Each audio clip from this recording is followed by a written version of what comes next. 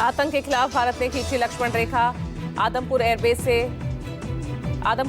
में ऑपरेशन सिंदूर में शामिल फाइटर से मिले पीएम मोदी, सैनिकों का बढ़ाया हौसला। आदमपुर से पीएम मोदी का पाकिस्तान को बड़ा संदेश, बोले अगर पाकिस्तान ने दोबारा से कोई दुस्साहस दिखाया तो हम इसका मुंहतोड़ जवाब देंगे। पीएम ने कहा हम पाकिस्तान को अपने तरीके से जवाब देंगे। पीएम मोदी बोले हर आतंकी हमले का जवाब अपनी शर्तों पर देंगे। पाकिस्तान में ऐसा कोई ठिकाना नहीं जहां आतंकी चैन से रह सके। पीएम मोदी ने कहा भारत में निर्दोष लोगों का खून बहाने का एक ही अंजाम होगा, विनाश और महाविनाश। आदमपुर एयरबेस में जवानों को संबोधित करते हुए प्रधानमंत्री ने कहा आतंक के खिलाफ भारत की लक्ष्मण रेखा अब एकदम स्पष्ट है। अब ऑपरेशन सिंदूर भारत का न्यू नॉर्मल है। इससे पहले पीएम मोदी ने आदमपुर एयरबेस पर सेना के जवानों से मुलाकात की। ऑपरेशन सिंदूर के बाद जवानों से पीएम की ये पहली मुलाकात थी।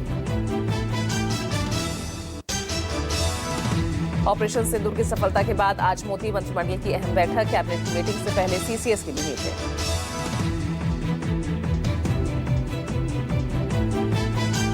पाकिस्तान के साथ सीज फायर को लेकर ट्रंप के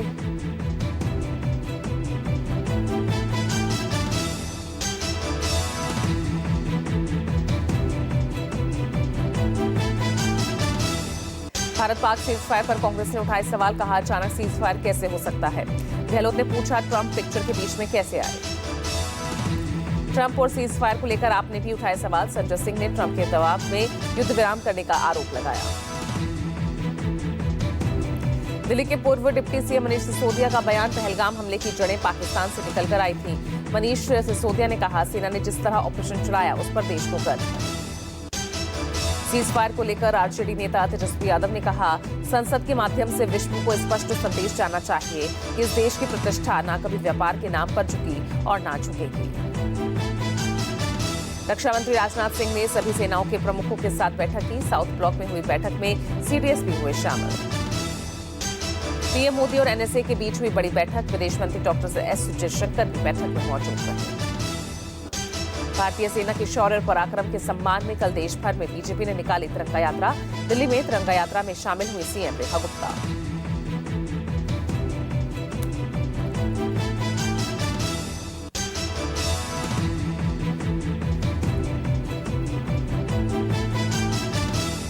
भारतीय सेनाओं के सम्मान में लखनऊ में निकलेगी भारत शौर्य तिरंगा यात्रा। मुख्यमंत्री योगी आदित्यनाथ होंगे शामिल। ऑपरेशन सिंदूर की उपलब्धियां गिनाने के लिए बीजेपी ने पूरे देश में तिरंगा यात्रा निकालने का प्लान किया।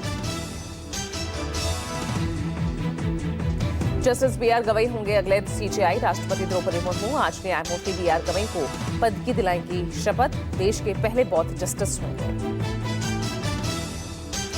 जस्टिस बीआर गवई का कार्यकाल 6 महीने से कुछ ज्यादा का होगा। न्यायमूर्ति भूषण रामकृष्ण गवई उच्चतम न्यायालय के 52वें मुख्य न्यायाधीश पद की शपथ लेंगे। भारत के चीफ जस्टिस संजीव खन्ना का कार्यकाल खत्म। चीफ जस्टिस के तौर पर संजीव खन्ना के लिए कई अहम फैसले लिए गए थे। ऑपरेशन सिंदूर की कामयाबी के बाद उपराष्ट्रपति जगदीप धनखड़ ने उन्होंने सीडीएस जनरल अनिल चौहान से मुलाकात की। जम्मू कश्मीर के शोपिया में सेना ने की बड़ी कार्रवाई। सुरक्षा बलों ने 3 आतंकियों को ढेर किया। सीज फायर के बाद बॉर्डर पर हालात सामान्य। जम्मू कश्मीर के कठुआ जिले के उधमपुर, बानी, बशोली, महानपुर, भट्टू, मल्हार, बिलावल जोन के सभी सरकारी और निजी स्कूल खुल गए। उधर राजौरी, पुंछ और सांबा जिले के सभी सरकारी और निजी स्कूल आज बंद रहेंगे। बिहार में सेना के शौर्य और सम्मान में आज बीजेपी निकालेगी तिरंगा यात्रा। ऑपरेशन सिंदूर की उपलब्धियां बताएंगे नेता। 15 मई को राहुल गांधी बिहार पहुंच रहे हैं। न्याय संवाद यात्रा निकालेंगे। यात्रा की शुरुआत दरभंगा से होगी। न्याय संवाद यात्रा के जरिए कांग्रेस नेता कॉलेजेस, यूनिवर्सिटीज, छात्रावासों का दौरा करेंगे। छात्रों की समस्याओं को जानेंगे।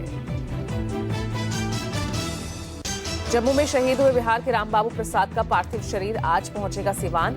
शहीद रामबाबू के परिजनों को सीएम नीतीश ने 50 लाख रुपए देने का ऐलान किया।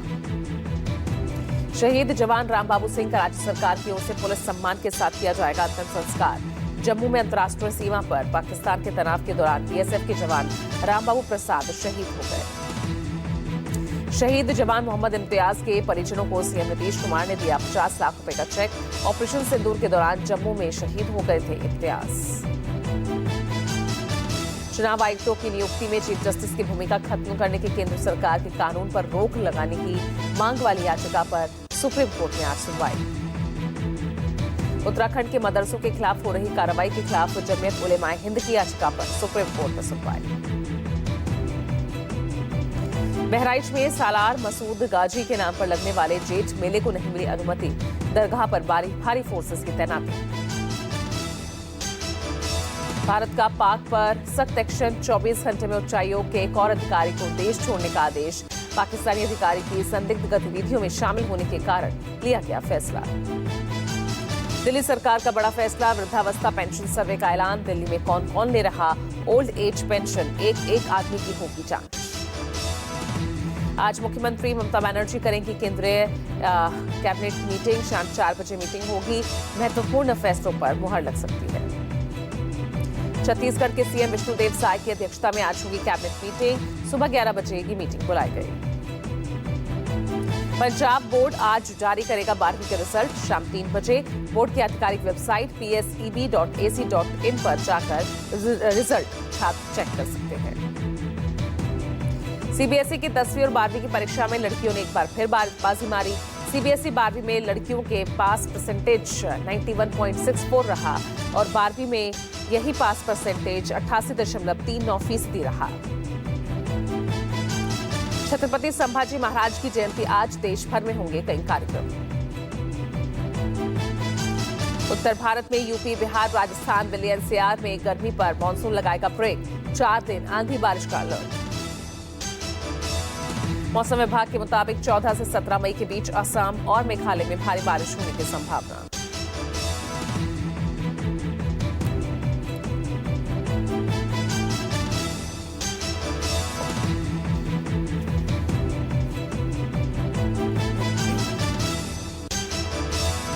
अगले 5 दिनों तक दक्षिणी प्रायद्वीपीय भारत और आसपास के मध्य भारत में गरज और बिजली के साथ बारिश जारी रहने की संभावना है।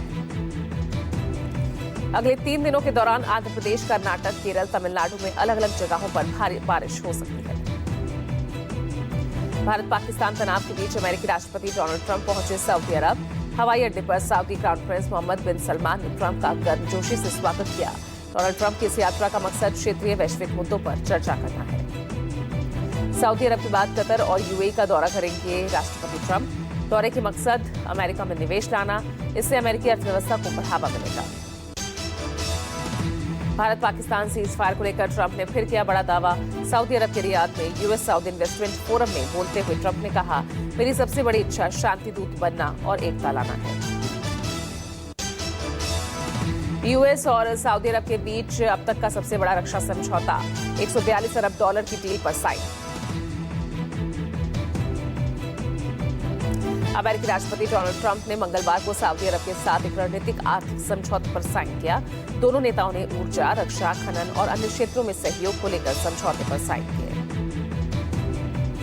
व्हाइट हाउस ने जानकारी दी, सऊदी अरब अमेरिका में कुल $600 अरब का निवेश करने जा रहा है, जिसमें $142 अरब का रक्षा सौदा भी शामिल, जो दोनों देशों के बीच अब तक की सबसे बड़ी डिफेंस डील होगी।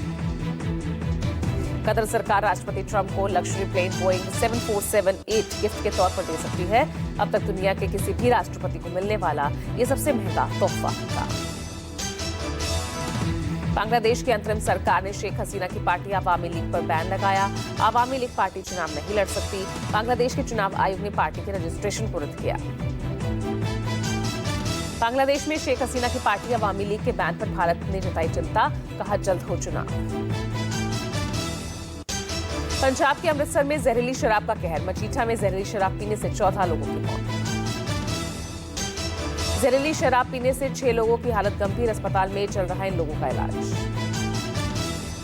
इस मामले में मुख्य आरोपी परमजीत सिंह समेत 4 लोग गिरफ्तार। सीएम मान आज मजीठा का करेंगे दौरा। महाराष्ट्र के वाशिम में बीती रात 2 गुटों के बीच हुई हिंसक झड़प, इलाके में तनाव का बना हुआ माहौल। घटना के बाद कुछ जगहों पर पथराव हुआ, कई लोग घायल हुए तो पहिया वाहनों में की गई तोड़फोड़। इलाके में पुलिस की ओर से लगातार की जा रही गश्त, संदिग्धों की धरपकड़ जारी है। पुलिस झड़प की असल वजह का पता लगाने में जुटे।